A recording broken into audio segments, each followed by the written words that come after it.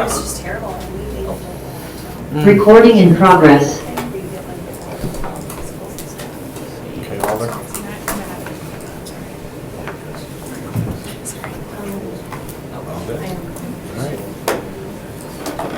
Good afternoon. We'll start the Protection Policy Committee meeting for Monday, October 7th. It's now 4 o'clock. Roll call. Let the record reflect all are present.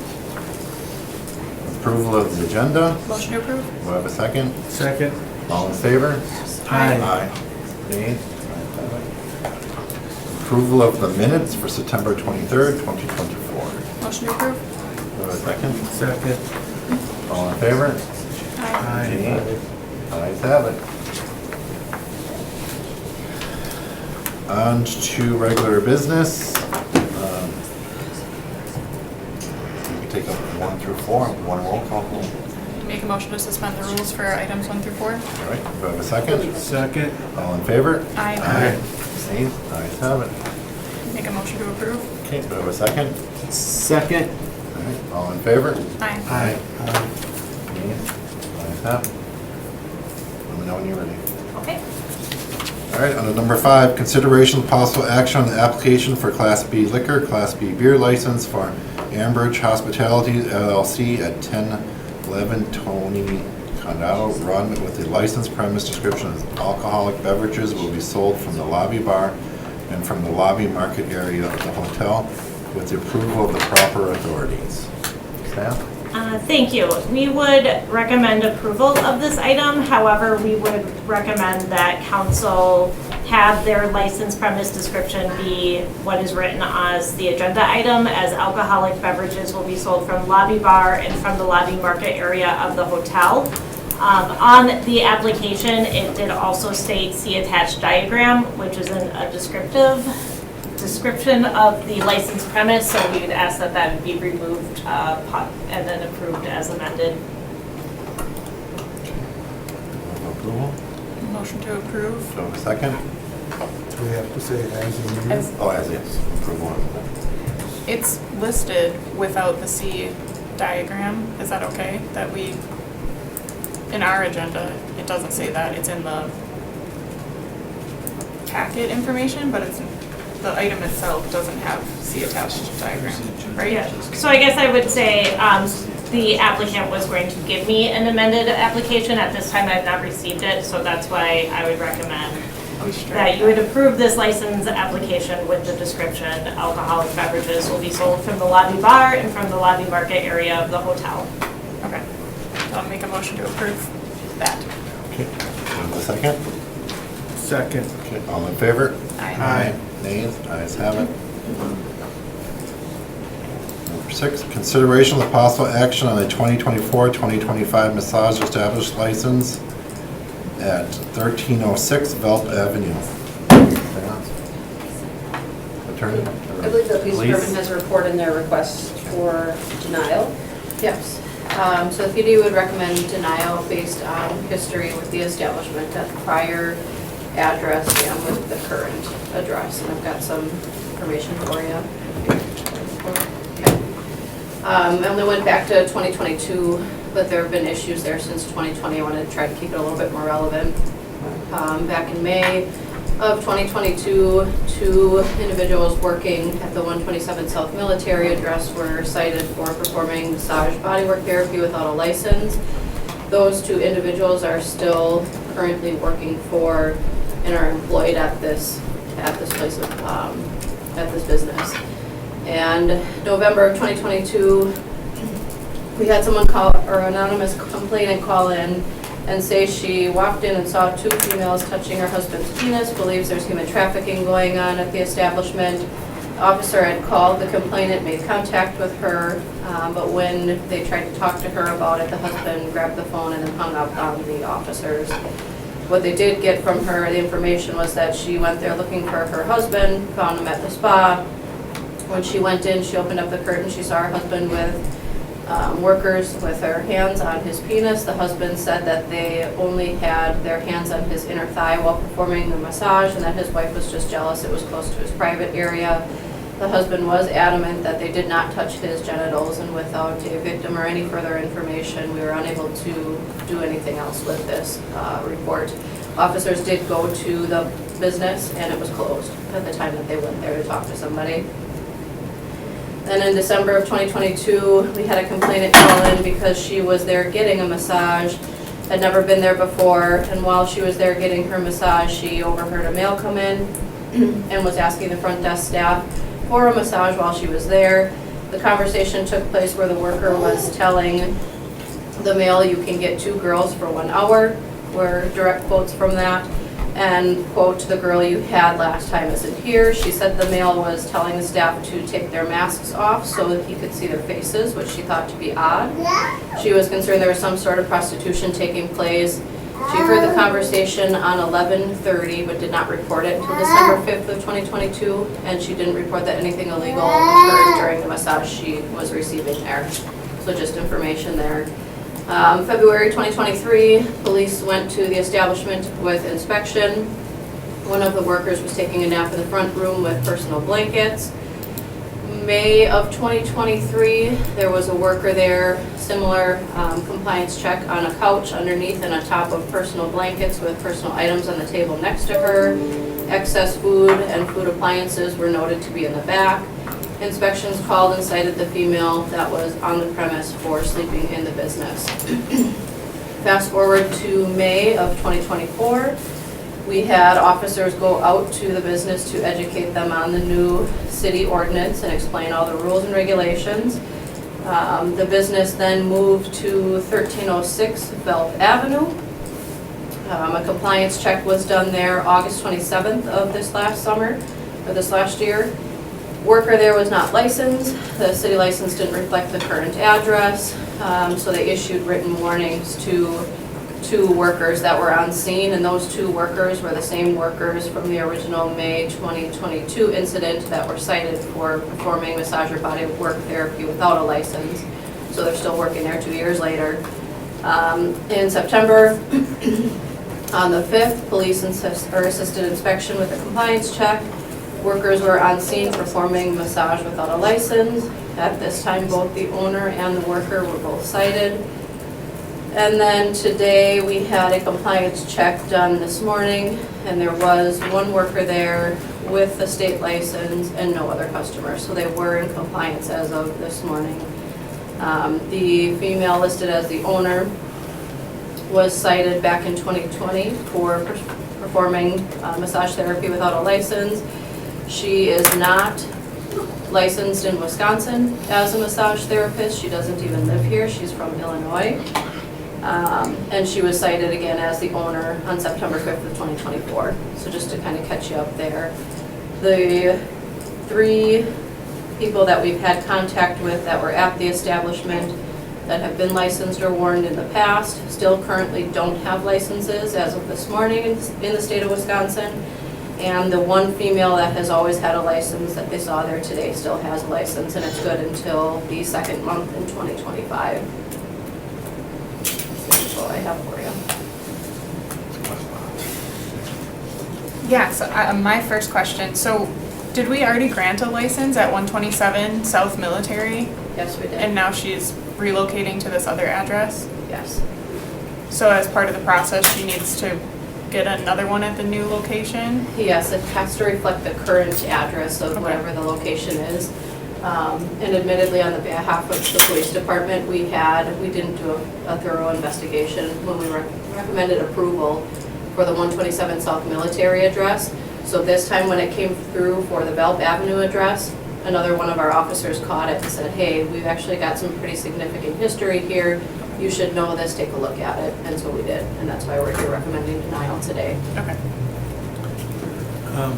Question, was there anything on the application that was not truthful or not accurate? Not on this particular one. Not on this one? No. Okay.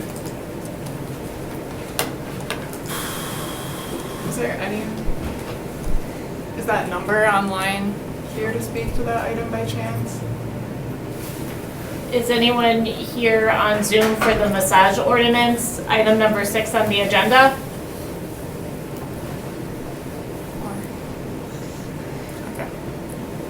I'd make a motion to deny then. I'd second that. Okay. We have a motion to deny and a second. All in favor? Aye. Okay, ayes have it.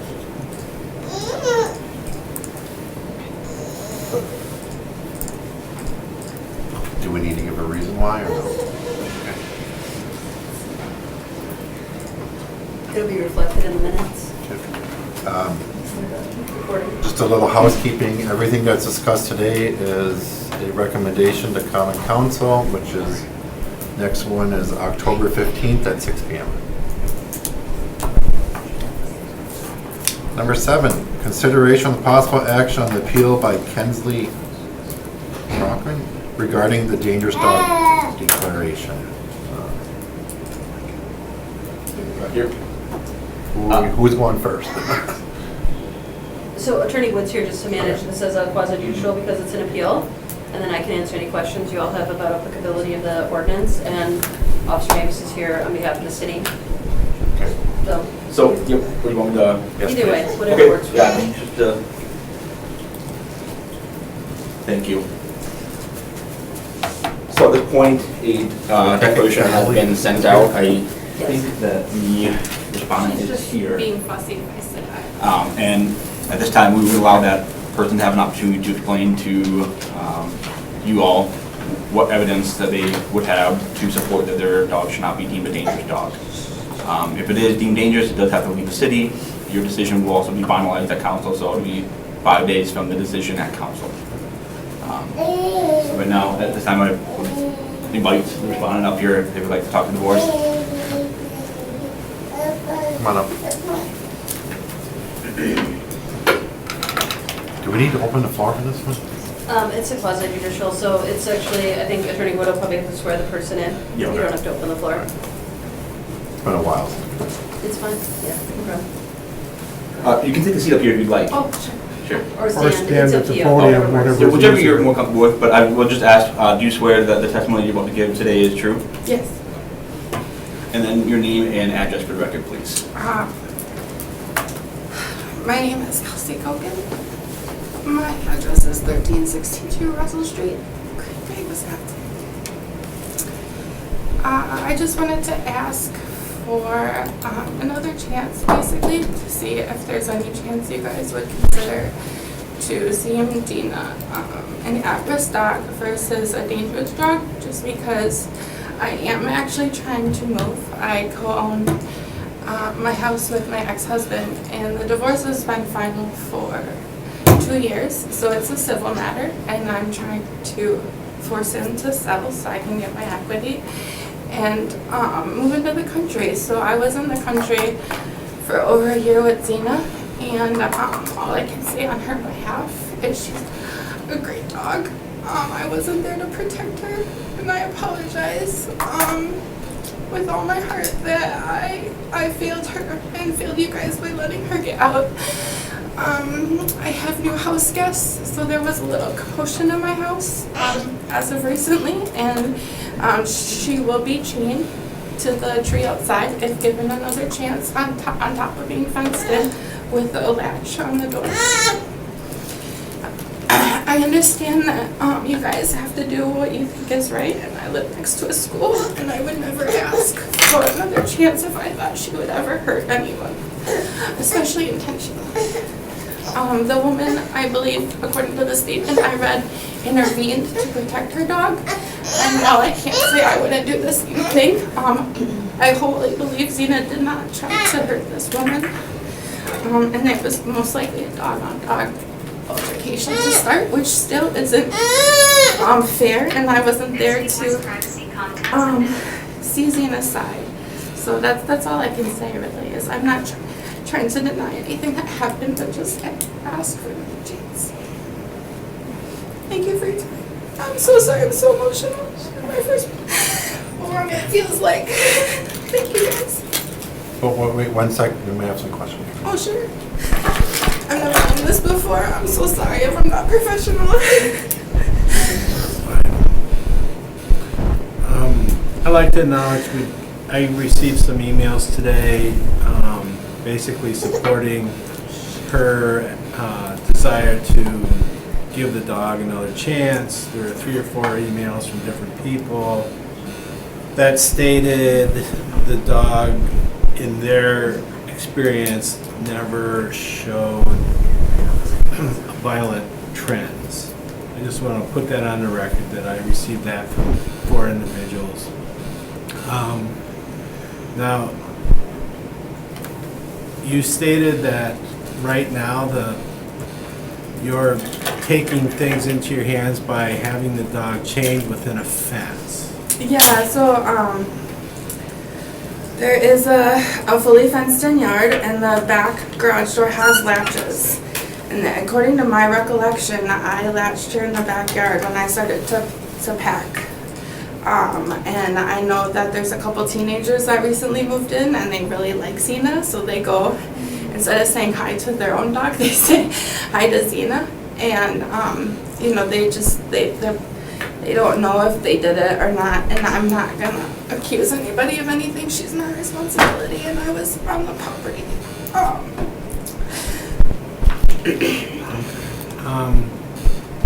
But yeah, there's a big tree in the center of the yard as well, and until I can move and sort things out with my house, I would be happy to chain her.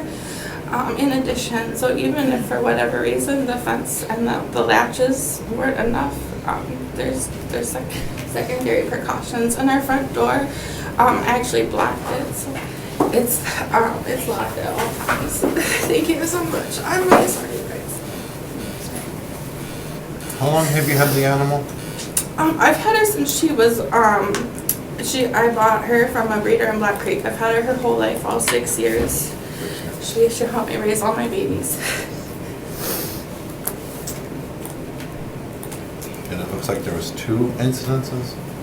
The first one, I'll be honest, I probably didn't take it serious. I was at the Humane Society. I talked to a lot of people. I was trying to do a lot of research, and they kept telling me it was a scratch.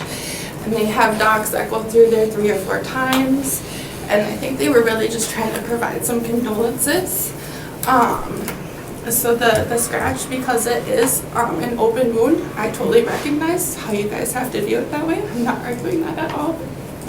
It's just what I know, is that she just scratched so the first time she got out. So that was the first time, the second time? The first time was a scratch. The second time is what we're talking about right now.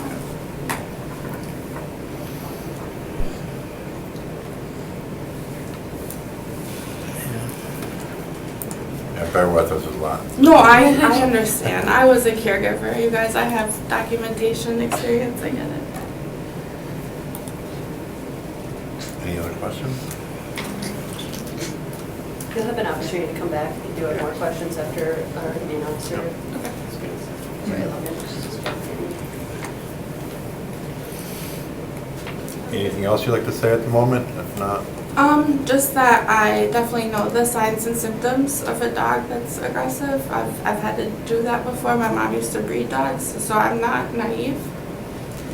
And when that time comes, I know it's gonna come because, you know, I did end of life care for 15 years, so I'm really familiar with human end of life, and we all have our time, and sometimes that comes with aggression. So. Thank you. make the one.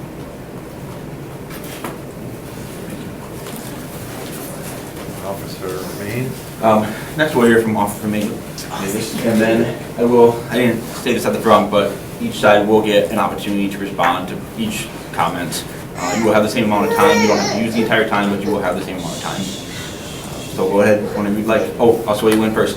You swear the statement will be truthful today? Yes, I do. Thank you. For those of you that don't know me, I'm the humane officer.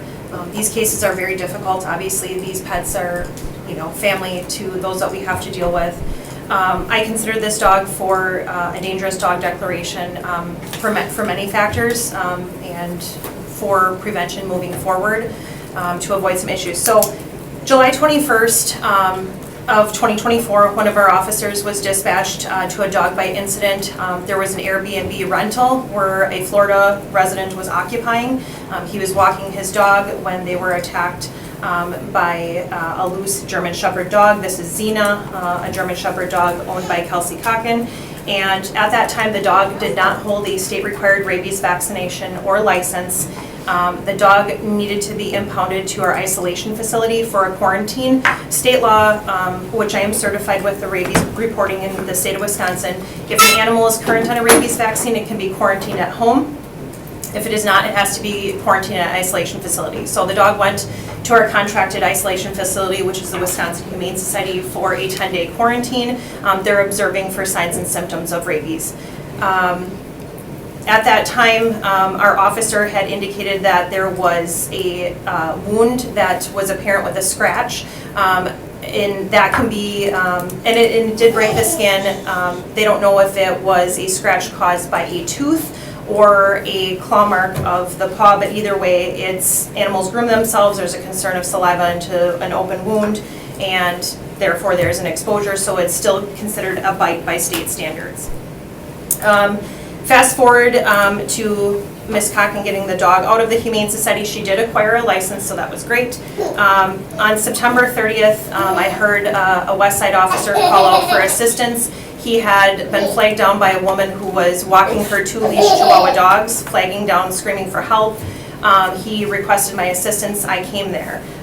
It was at the intersection of Rockdale and Locust Street. This woman was walking her 2 leash dogs.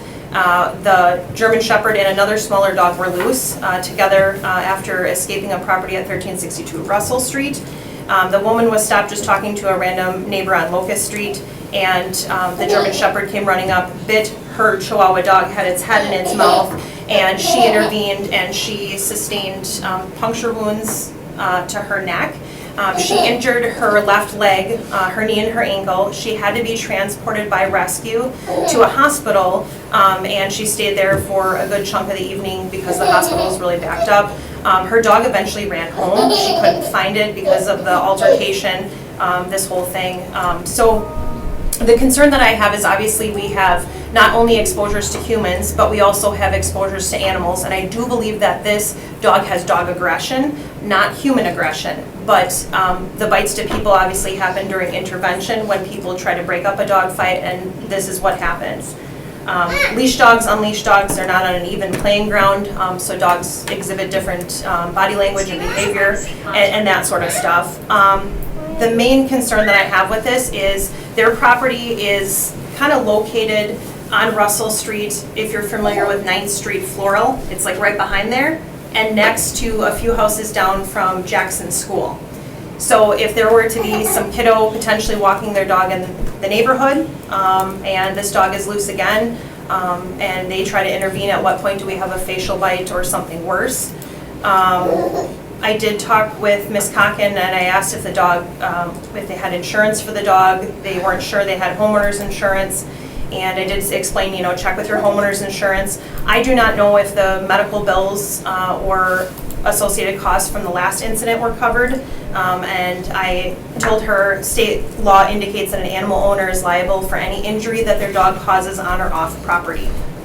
So she would be liable for the costs associated with the incident on September 30th, as well as the incident that occurred on July 21st. And to me, it's not like there's been a good amount of time span in between these incidences, which makes it difficult. I know how tied her and her family are to this dog, and this is difficult, which is why I made the recommendation to just have the dog removed outside of the city rather than holding it for essentially a euthanasia. It's better to have it outside the city because the concern is not a matter of if, but when this potentially could happen again.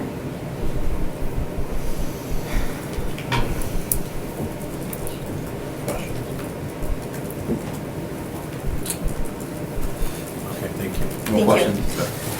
Ms. Coffin, you would have another opportunity to respond to any of the statements that you just heard. You can use it, you don't have to. The only two comments that come to mind are Xena, her baby's just expired, so she's 6. She had the 3-year and then the 3-year again. So it was about 3 months. It was not intentional. I was trying to get my ex to sell our house so I could move. And I do have homeowners insurance for the dog. It's a $300,000 coverage. Further questions? Otherwise, I will give the officer another opportunity to respond to anything else as well. It's an opportunity, you don't have to use it, but you will have the opportunity. Do you guys have any questions at all?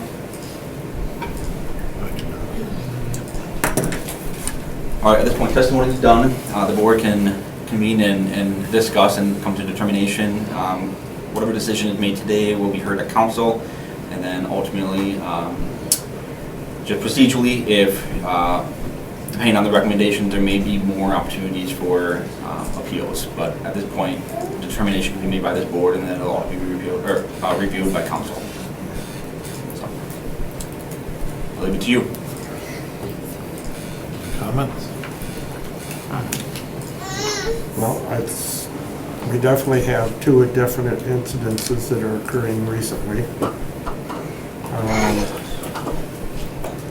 Reading Officer Buckman's report, he did say that he was able to pet the animal and it was good around him, so I kind of believe that Officer Mavis's description of how it's hostile towards other animals and dogs is, and knowing her past history and training, I think that's the issue we have here, is this dog does show aggression to other dogs. I myself think that they've gone above offering to not euthanize this dog and simply have it removed to a different jurisdiction. So my vote would be to approve this, of having it removed from the city of Green Bay.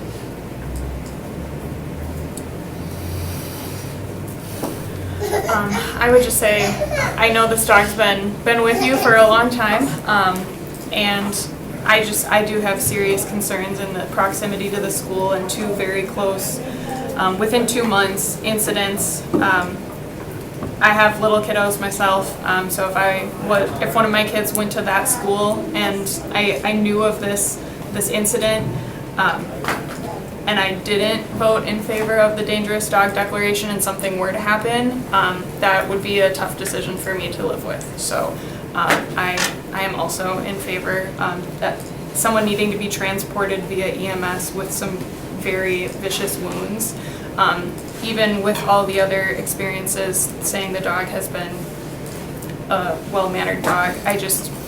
With the proximity, I looked on a map to the school, that does leave me an uneasy feeling with Xena, unfortunately.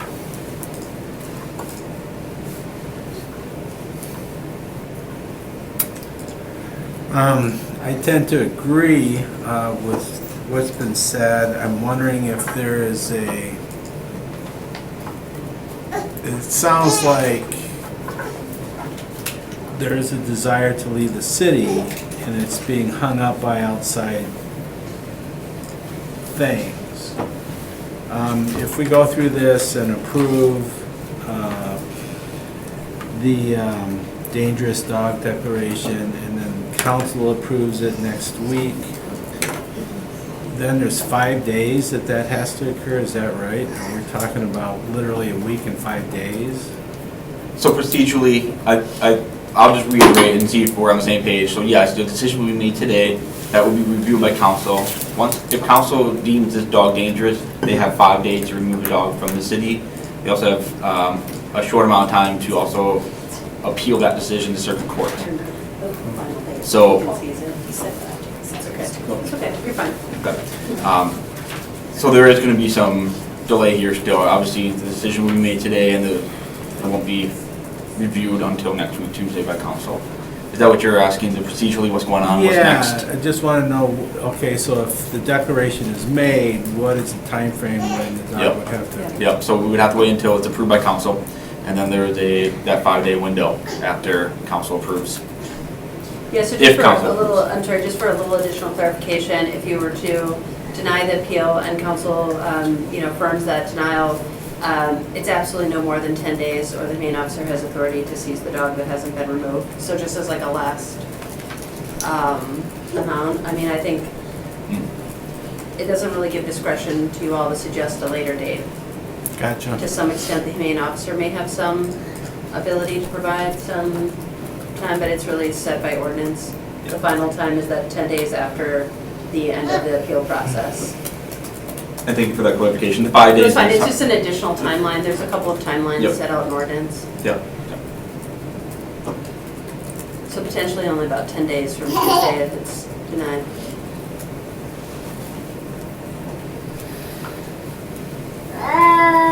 Did you make the motion?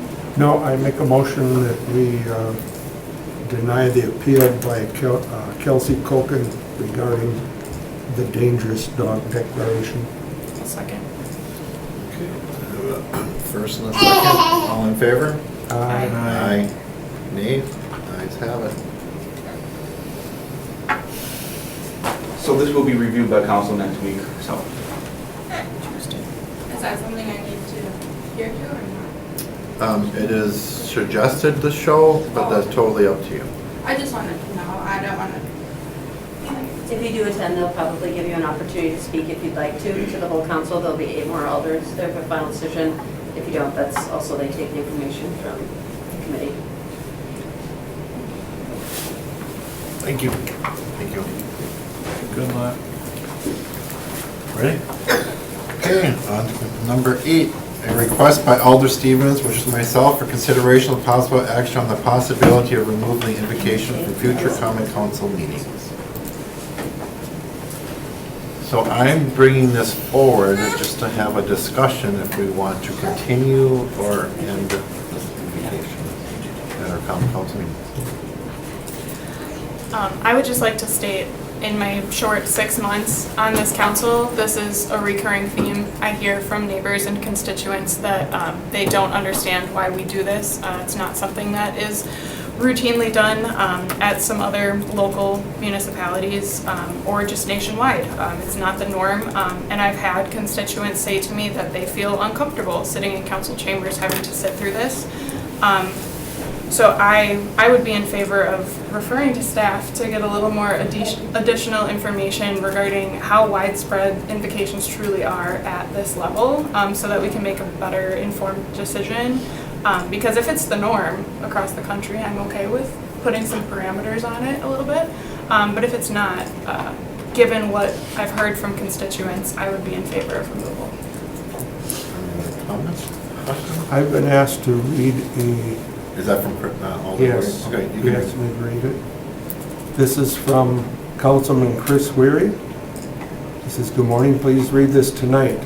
Here are my thoughts and commentary on the proposal to eliminate the invocation before council meetings.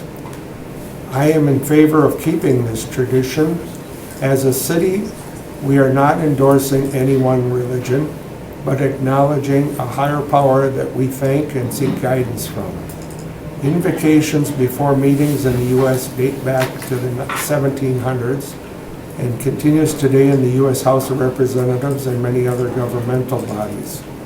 We have heard and been inspired by many great invocations, included from honored guests. This tradition respects and calls upon a greater being, asking for guidance, and reminds us all that we are one small piece of a bigger picture." And that was sent to me today. And one weird thing is that riding around today, it was one of the talk radio shows was talking about something like that and how they say that our Constitution and everything is based sometimes on stuff that has a greater power leading to the rulings and the way our laws and everything are representative. I myself don't like hearing animal calls at one, and I don't like it being political, as it has at one time. But I still respect it, and at this point, I'm for the invocations if they're done properly. I'll piggyback on that. I also had a conversation with Alder Weary today too. And we talked about what happened in the past with this invocations and trying to move forward with it. Yes, he's in favor, but you know, we did talk about possible guidelines on it, so I do think we need some clarification from staff on what we should go for, moving forward on it. One guideline I'd like to see is to keep them short. That too. Strictly prayer, I think, so. Yeah, and I think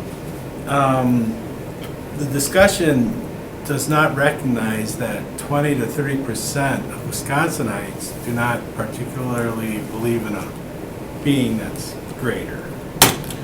So in a sense, we're doing what a majority feels comfortable doing, and we're doing something which a minority does not feel comfortable doing. And I guess the question is why? If we open up and look at, all the way, the different belief systems and whatnot, there are definitely some belief systems that's never been this, their prayers or their beliefs have not been exclaimed at our invocation because we just don't have a history of it. We do have histories of certain religions, and those seem to be what we talk about when religion is invoked. There's also been times when religion is not invoked, and it's just stories of people throughout history who had impact on how we live our lives today. So I think if we try to limit this, we're walking on thin ice, meaning if we give guidelines and it has to be in this narrow passageway, that's just more making it deliberate for those who believe in a supreme being and that type of thing, versus opening it up. I'm actually in favor of leaving it opened up, even though I dislike some of what's happened at the invocation. It borders on disrespect or whatever. I'd rather have that than trying to narrow down this belief system thing. So I'm totally in favor of sending this to staff to get research as to how many municipalities in Wisconsin do this, have an invocation, and how it's treated, and what are the guidelines that exist in law regarding this that pertain to this. That would be a good thing. I also think pros and cons too, with having it and not having it. Let me just jump in on a couple things. So pros and cons, there's some sort of policy decision. So if you refer this to the law department, which is generally going to do this research for you, we could do something like poll, do a statewide poll. Attorney would not participate. The city attorneys for the state, we can sort of do a poll through that process to the extent that they would respond, or if we can look at meeting agendas to know if they have invocation, we can do some of those things. Just in terms of pros and cons, if we do start the restrictions to the extent what Alder Morgan, Alder Hutchison were talking about, some different thoughts about, those restrictions would need to be limited to like the time. Like if you want to say the person gets no more than 1 minute, the person has to do it themselves. But if you want to specify what they can and cannot talk about, that's a path that I would not recommend going down, because I'm not sure how we would construct something that wouldn't cause some sort of a content-based regulation of what the person can provide in the invocation. So just a couple of thoughts about that, but we can get back to you with some of the information, possibly before council if you'd like to take it up then. And then again, the one thing I did want to point out is this isn't an ordinance. This is just kind of like historical practice for council, so you can do away with it in one vote, one meeting if you choose to. If you want to put in place an ordinance that specifies some parameters, then we would have to draft that and adopt it through the usual ordinance drafting process. But right now, it's not written down anywhere that the invocation must take place, or any additional clarifications about what it is or isn't. Alder Eck? Okay, if I can stand or sit, I'm sure you all can hear me. I'm for leaving it as is, and I know I've already expressed that to Alder Stevens. I'm very much opposed to changing it, and I don't think we should put any limitations on it. Yeah, there have been times when it's been a little bit odd and uncomfortable, as a matter of fact, but that's one time, or a couple times or whatever, and that was their choice to do that. And I would hope that people would kind of use common sense when they're doing their invocation. And I think that we can just hope that it goes in the future, people will take that into consideration. I know the two elders are no longer even on the council that we're referring to. And so I think it's a real slippery slope when we start to put any kind of regulations on it. In the past, it's been the mayor that's done it, and our current mayor chose to put it out to all the council members to take their turn. And I'm fine with either one of those.